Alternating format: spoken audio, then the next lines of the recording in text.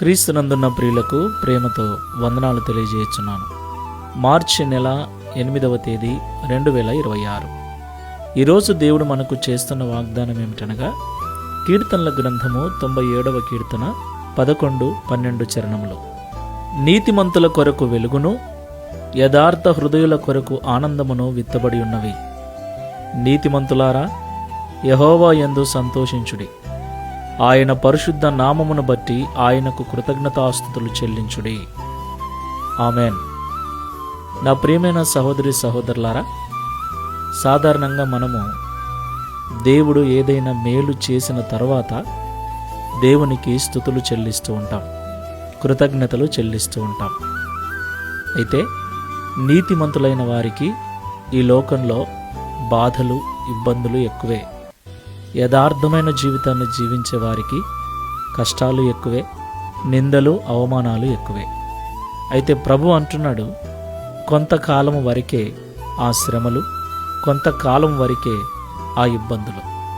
ముందుగానే నీతిమంతుల కొరకు వెలుగును, యథార్థ హృదయముతో జీవించే వారి కొరకు ఆనందము సిద్ధపరచబడి ఉంది అని దేవుడి ఉదయకాల సమయంలో మాట్లాడుతున్నాడు. దేవునికి మహిమ కలుగునుగాక. కాబట్టి ఈ మాటలు వింటున్న ప్రియ సహోదరి సహోదరుడా, నువ్వు నీతిమంతుడివిగా ఉంటూ ఇబ్బందులు పడుతూ ఉన్నావా? యథార్థమైన జీవితాన్ని జీవిస్తూ నిందలు, అవమానాలు, బాధలు పడుతూ ఉన్నావా? భయపడకు. ముందు నీ కొరకు మేలు సిద్ధము చేయబడింది, ఆనందము సిద్ధపరచబడింది. కాబట్టి ముందే ఈ విషయాన్ని దేవుడు నీకు తెలియచేస్తున్నాడు కనుక బాధలను బట్టి, నిందలను బట్టి బాధపడక, ముందున్న ఆనందమును బట్టి, వెలుగును బట్టి ఇప్పుడే దేవునికి కృతజ్ఞతాస్తుతులు చెల్లించు, దేవుని సన్నిధిలో సంతోషించు. ప్రార్థన చేసుకుందాం. సర్వశక్తిమంతుడా, సర్వాధికారమైన తండ్రి, మీకు స్తోత్రాలు చెల్లిస్తున్నాం. నిజము తండ్రి, ఈ లోకంలో యథార్థంగా, నీతిగా, నిజాయితీగా బ్రతికే వారికి సమస్యలు, శ్రమలే ఎక్కువగా వస్తాయి. అయితే ఆ శ్రమలు, ఆ సమస్యలు కొంతకాలమే ఉంటాయని, రాబో కాలంలో వారి కొరకు ఆనందమును, వెలుగును, మేలును సిద్ధపరిచి ఉంచానని ఈ ఉదయకాల సమయంలో మాతో మాట్లాడినందుకు స్తోత్రాలు చెల్లిస్తున్నాం.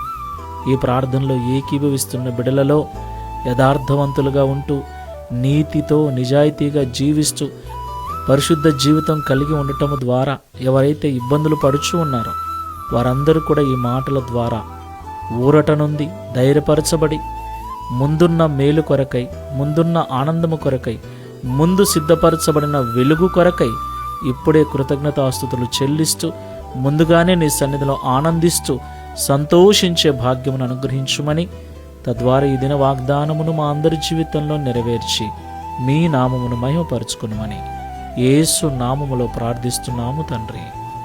Amen. Praise the Lord. God bless you.